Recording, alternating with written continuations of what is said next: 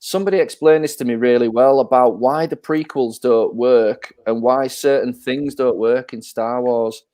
And they don't work when they don't look like they fit in the world. That's why the face capture technology don't work. It didn't work in Rogue One either because...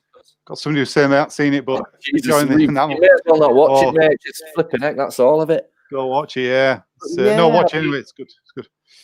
Yeah, potential. I'm gonna have to have a wee now. I know he's had a wee. It's making me think I need one now. Nath, while you go, Nath, before you go, have a think about this. No, think about this while you're weeing. Okay. He's a bugger. No, think about this while you're having a wee. Does this mean that Grogu gets killed by Kylo Ren? I did think about that. Go and have a wee and think about it. Well, go think about it some more while you're weeing. What do you think, Chris? Does it mean that Grogu gets killed by Kylo Ren? There's a lot of stuff going around on the internet about all this kind of thing. And so there's a lot of theories that there's going to be, what they're trying to do at the moment is actually rewrite the story, so 7, 8, and 9 didn't exist in this timeline. Oh, really? Yeah, because I said it last week a little bit. There's I've not seen all the Clone Wars cartoons and everything, but apparently they go into this in there. But I read a bit of stuff about it, obviously, which I'm going to watch all the cartoons because it all ties in this stuff now. Yeah, absolutely. You know, you got to get up on it. But there's like this thing called the Force Veil, which is a portal apparently, which travels through different, like Avengers, with different, universes and, what do you call it? You're, you know what I mean.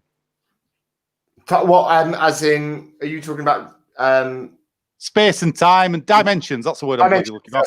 Right. So apparently, this could be leading up to a different dimension than the 7, 8, and 9 episodes were set in. Oh, how do you think that will sit with the fans? I think half of them will be fine because of the mess that the other films were, And also, I think it's interesting, as we said next week. I think all these series that are coming out, none are set after episode 9.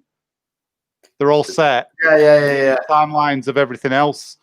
So there's nothing leading into it. Interesting though, some of the stuff in this series is setting up. Like you had that tank, and was Snoke in that tank when we saw that on the bridge of the ship? I mean, what we do know is that from this point onwards, it just gets progressively worse. The rebellion or the alliance falls apart, the rebellion get weaker, and the new order starts to, so we're in for like 10 years of, 10 Star Wars years of things getting really, really bad. I mean, if they aren't leading to that, they could explain it all away by saying all these Jedis were trained at Luke's temple, and that's what happened in episode, before episode 7. We know that cloning technology has massively declined in the 60 years between episode 1, where they cloned everybody, and then trying to make Snoke out of somebody's blood. That was always my issue with the prequels, though, that the technology was far superior than it was in yeah. I mean, that's a discussion for another day, because to discover that R2-D2, your favorite robot, who you've seen in hundreds of films, has got jet boosters that he's got them in like Attack of the Clones to come out of his legs and make him fly. He can fly, but he can't fly in the modern, in our trilogy. Look at that lightsaber! It's a lightsaber at both ends. That's really dangerous. Like you could stabby backwards and forwards, and then you really have to be a badass to use Darth Maul's lightsaber, don't you? I mean, yeah. I mean. Let's. I've got another couple of stills from this episode here. That one that's where Grogu goes to the lift with, and then I was amazed. They just ended it with this. Yeah. Door shut. Bam. Done. Yeah. I mean, it was perfect though. It was perfect. So I watched this episode after the two of you, and I knew something big was going to happen because both you kept bugging me all day, texting me, going, "Have you seen it yet?" And so I was like, "Okay, well, something fairly major is going to happen in this episode." And then Nathan was like, just make sure you stay on after the credits. That's because of Lummy. Lummy told me about it. He didn't know about it. Yeah, he was watching it with his missus, and she told me though. I'd switched. I was ready with something else, and it was still on the TV. And she said, "Look," and I was like, "What?" And I was like, "Oh my god, I missed it." And it's incredible. He said, look, Lummy, don't put that DVD of Santa Claus the movie in just yet. No, it's on. We've done Star Wars now. Give me cuddly duddly any day. But yeah, so we then see, we see, well, what do we see? We see this. Okay. Credits roll, boom. Jabba's we see that. Palace. As if you hadn't finished jizzing in your pants yet. You go from this. Yeah. You go from that. Yeah. To this. Yeah. And then straight away you're like, first the question is, how much time we got, man? What's going to happen now? Yeah. And then it's quite a long post-credit scene as well. Yeah, it's a little bit more awesome. Yeah. So you see, you go in, and here we go, Bib Fortuna. I love the fact that Bib Fortuna's become a hut and he's put loads of weight on. I know, that's brilliant. That is brilliant. Some people did say, did he survive the Salak pit? But I don't think he were on the sail barge, if I remember correctly. But I think he is. I think I remember him talking to Jabba on it. I don't know. Maybe I'm wrong. He was never dealt with. It was a bit of a villain, wasn't he? So you'd think that showed him get offed, but I don't think he was. So we also see that almost like they always knew. He is a hut. He's become a hut because he's speaking Huttese. He's sitting on the throne. He's got the people from the old crew there. All his slaves. Instead of Luke Skywalker coming down the stairs to knock them all, we hear a few blaster shots. Boba Fett comes down the stairs with his bird, his missus. I put that up a bit early, but yeah. And he comes down the stairs, he shoots everybody, and he goes and sits on Jabba's throne. And I realised something, guys. I realised something. Right. This came to me. Every episode of The Mandalorian is a chapter, right? Mm-hmm. Chapter 1. We're on chapter 16 is what we just finished, yeah? And then this ends, shows you that little credit sequence, opens up with the Book of Boba Fett. I don't think Boba Fett necessarily is going to be in his own spin-off. I think they're going to direct The Mandalorian and use chapters from Boba Fett's story. It's the Book of Boba Fett in The Mandalorian story. Do you know what I mean? So that's that's interesting. I've been looking at, I think, because I was unsure whether that meant that this is the end of The Mandalorian series and we're going to go now to a Boba Fett series spin-off. But a lot of the commentators that I've been listening to over the last sort of 24 hours have all been adamant that there's going to be a spin-off, a Book of Boba series, and season 3 of The Mandalorian. I'm not saying they're not. Maybe they are going to be, but I'm just saying they could.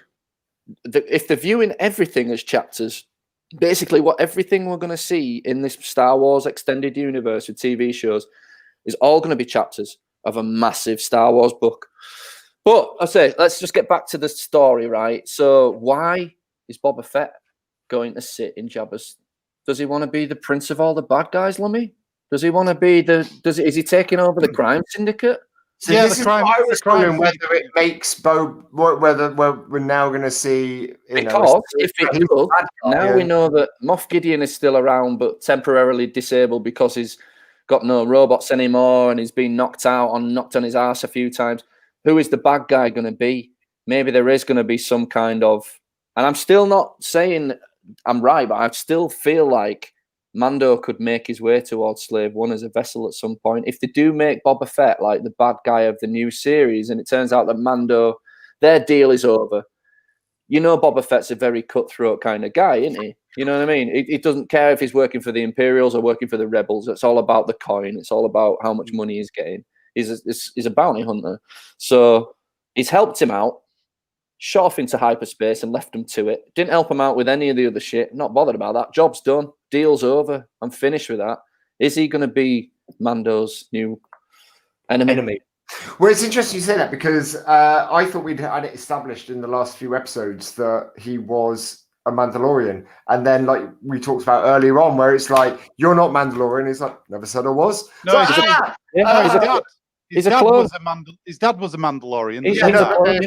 That's another thing we learned in this. That, again, they reminded us that Boba Fett's a clone. So yeah, I mean, still pretty impressive career for a clone. Do you know what all the rest of the clones died, and he was the one who went off on his own adventures. you know what it'd have been interesting if Boba Fett had still be with them when they all did this heist, and then Luke turns up. He'd be like, "You've that was not Savage, you bastard! You're not me in Pit. Oh no, it was Solo, not in Pit. Where's he? I want a word with him." Yeah. He's the only one that Luke would have known out of all of them. Because that was the thing. The other thing I was like, why don't all of these people know who Luke Skywalker is? Well, actually, go on. Right. So you've got to think about this. The galaxy is a massive place. And some people said about this before with some of the early episodes of The Mandalorian. They said, how come people don't know who this is and who that is? And it's like, they call it the Outer Rim territory, don't they? In the far regions of all this stuff. I don't know, ins and outs. But word doesn't spread around the galaxy like it could. You know, even with the technology and everything. They need some of that lucky FaceTime technology from the holiday special, I think. It does exist because we've seen it in the holiday special. No, but what I mean is, there's a lot of rumors and that, because even in Force Awakens, if you go that, they don't know that Jedis are real and stuff in that film, because they say to Han Solo, I thought it was just a myth, Luke Skywalker and all that, and he goes, no, it's all real. Yeah, but that is like 30 years later, whereas this is like 30 years later, though, Lummy, Gittins. We haven't forgotten who the Nazis were. No. Hear me out. Okay. You're proving my point, because we're like a year, 2 years max after Luke Skywalker managed to sort of defeat the Empire, who was ruling the entire galaxy. Are you really saying that they don't know who the victor was, their champion was? It just surprised me. That was all. I mean, you're right in a way, because they acknowledge it a few times in the series to make sure that we are in a world where they haven't forgotten who Luke Skywalker is, because they show you the Death Star blowing up, don't they, on that holotape in the middle of that bar in an earlier episode. You're right. There is some sort of ambiguity about who the Jedi is going to be, but I think that's purely a storytelling device to try and make you think. Like I said to Lummy, I'm not trying to like blow my own trumpet here, but I said to you weeks ago, if you think about it, it has to be Luke. Luke has to come back. There are no more Jedis. Ahsoka was a Jedi, but she quit the practice and left, right? And there's only Luke. He was the only Jedi. And Leia, which we found out in The Rise of the Skywalker, she was going to be a Jedi. Yeah, but she never finished the training. So it's got to be Luke. So they throw you off the scent quite a few times by like, oh, who could it be? And she says, there are other Jedi out there, but it's left as a plural. It sounds like it's a plural. Even the episode itself was called The Jedi. Well, no, it was called Jedi, wasn't it? It wasn't called The Jedi. Yeah, it was to try and throw you off. It was called The Jedi. Jedi. Trying to throw you off the scent. It has to be. They were really clever. They nearly, it could have been, they could have plucked anyone out of the Star Wars lore, but it had to. Don't forget as well, these guys in charge, Favreau and Filoni, they'll know what they're doing. They've thought about all this stuff. They've planned it, unlike the films that came out where they didn't plan them. Apparently, I don't know if I told you guys this, but apparently there's something leaked online. There's a episode 8 treatment by J.J. Abrams, what he was going to do with the film. And they heard about that, yeah. Right, I've read a bit about the Rise of the Skywalker, Rich, a couple of months ago, or maybe a year or so ago. They released the proper script, the actual. Oh no, that was it. Yeah. Sorry. No. I'm on about Last Jedi. Last Jedi. Yeah. No, Nathan's correcting me, not you. Oh, right. Sorry. Right. But apparently, the reason why Luke was on the island in Episode 8 was because it was like a conduit for the Force, basically. It was so powerful in the Force, you could control things from the island, right?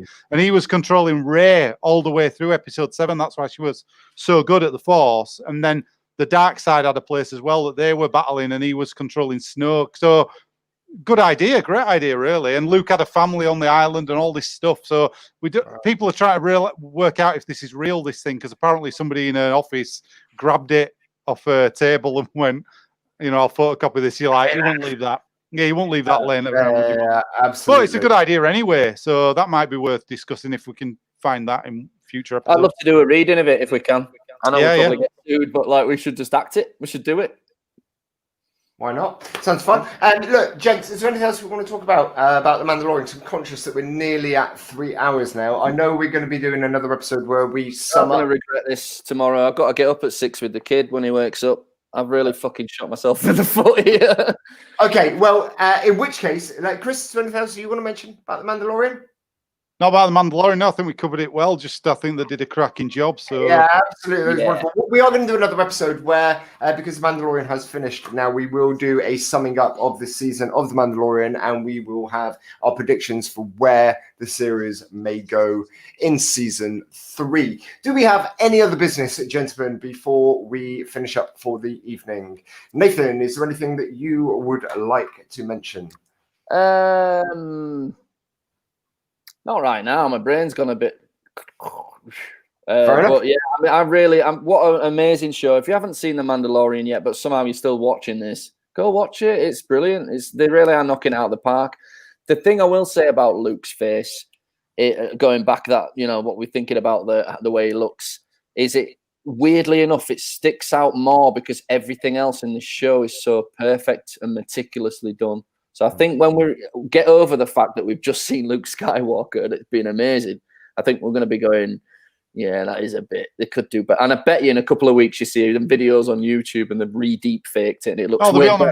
They'll be out now, don't kid yourself, all of them already. Yeah. How about you, Chris? Yeah.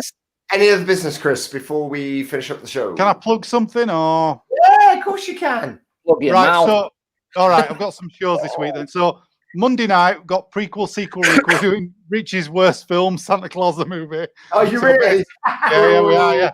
So that's on Monday night, 8 o'clock, prequel, sequel, requel. These guys have been on it before, bit of a daft show. We have to come up with a prequel, sequel, requel for Santa Claus the movie with a panel.